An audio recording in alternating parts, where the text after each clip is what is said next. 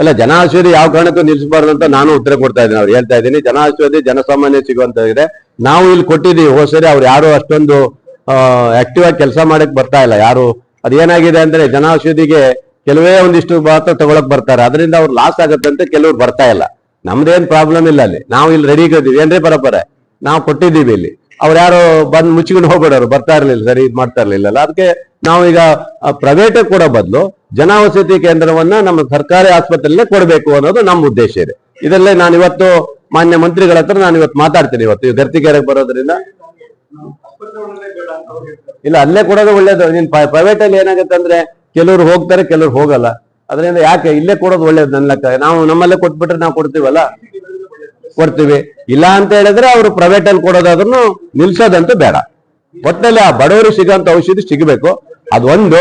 ನಮ್ಮಲ್ಲೇ ಔಷಧಿ ಕೊರತೆ ಇಲ್ಲಲ್ಲ, ನಮ್ಮಲ್ಲೇ ಈಗ ಔಷಧಿಗೆ ಏನ್ ಕೊರತೆ ಇಲ್ಲ. ನಾವೇನು ಲೆಟರ್ ಎಲ್ಲೂ ಬೇರೆ ಹೊರಗಡೆ ಕೊಡೋಂತದಿಲ್ಲ,